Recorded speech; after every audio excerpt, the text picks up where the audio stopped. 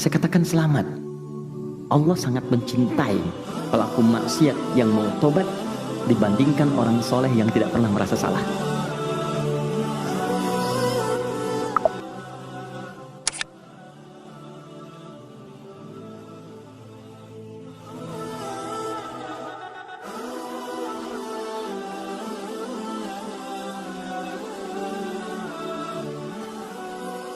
Alhamdulillah, sekali lagi kita bersyukur pada Allah Subhanahu wa taala, kita masih diberikan kesehatan, kita diberikan kekuatan, kita diberikan kenikmatan iman. Saat sementara saudara-saudari kita mungkin di hari ini ada yang kurang sehat, kita doakan semoga Allah memberikan kesembuhan terbaik. Ada juga di antara saudari-saudari kita yang mungkin hari ini masih belum beriman kepada Allah Subhanahu wa taala. Kita doakan pula mudah-mudahan Allah memperkenankan dan menguatkan dirinya untuk beriman dan diwafatkan dalam keadaan husnul khatimah insyaallah. Dan saya membiasakan untuk mengajak teman-teman memulai dengan mendoakan orang-orang sekitaran kita, keluarga termasuk kita, karena doa itu insyaallah senantiasa memberikan kelapangan-kelapangan dan kemuliaan. Tidak ada rugi dalam doa. Pasti dijawab oleh Allah Subhanahu wa taala. Itu janji Allah di Quran surah kedua Al-Baqarah ayat 186, paling kiri sebelah bawah di mushaf. Allah katakan, wa idza sa'alaka 'ibadi 'anni fa inni qarib.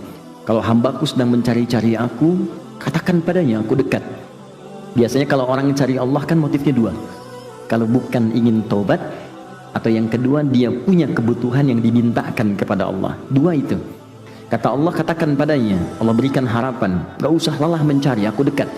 Ini bahasa indah ya, bukan hanya dalam bahasa Arab, tapi dalam ilmu psikologi pun memberikan harapan yang kuat. Anda bertanya, Ustadz di mana? Jawaban pertama misalnya, ini belum jelas nih kabarnya. Yang kedua mengatakan, Ustadz sudah dekat, sebentar lagi tiba. Mana yang paling menenangkan? Satu atau dua? Dua, sudah dekat. Itu yang paling menenangkan, kan? Nah karena itu, ketika Allah kemudian memberikan statement, aku dekat, gak usah dicari. Tapi yang paling menarik, diteruskan kepada motif hambanya. Perhatikan kalimatnya, wa idza sa'alaka 'ibadi 'anni fa inni qarib. Tidak berhenti sampai sini. Ujibu da'watad da'i idza da'an. Ketika mereka datang kepadaku memohon apapun, aku pasti akan kabulkan apa yang mereka minta. Sepanjang itu mengandung nilai kebaikan untuk dunia akhiratnya.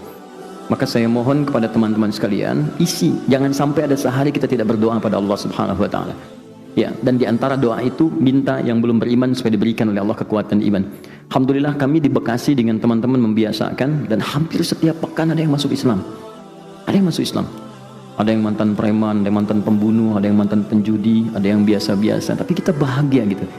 Ya, beberapa waktu yang lalu datang ke Akhir Center itu satu pertanyaan, Ustadz, saya mantan pembunuh, bisa nggak saya tobat? Saya katakan selamat. Allah sangat mencintai pelaku maksiat yang mau tobat dibandingkan orang soleh yang tidak pernah merasa salah.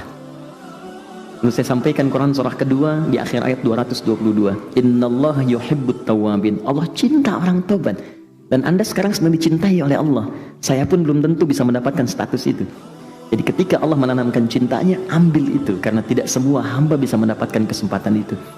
Maka dia terima tawaran kami itu, dia ambil kesempatan itu. Tiba kemudian beberapa hari, saya tidak tahu orangnya siapa, kemudian datang. Orang yang penuh dengan tato, wajahnya juga kelihatan tidak biasa. Tapi tiba kemudian ada pancaran keindahan di wajahnya. Dia datang cuma meluk, nangis. Setelah itu pamit pulang. Tapi dalam hatinya saya melihat ada janji untuk menjadi hamba yang lebih baik daripada sebelumnya. Setiap kita tidak pernah ada orang yang suci. Semua manusia pasti punya latar belakang yang pernah berbuat salah. Dan harapan itu dibuka oleh Allah untuk kembali menjadi baik. Adam itu manusia, Adam pernah salah. Dan Adam diberikan kesempatan berubah, Adam bertobat. Setan pernah salah, dan setan diberi kesempatan tobat, dia memilih untuk bertahan dalam kesalahannya. Jadi kalau Anda masih mengaku manusia, maka ciri kemanusiaan itu pasti melekat dalam diri kita.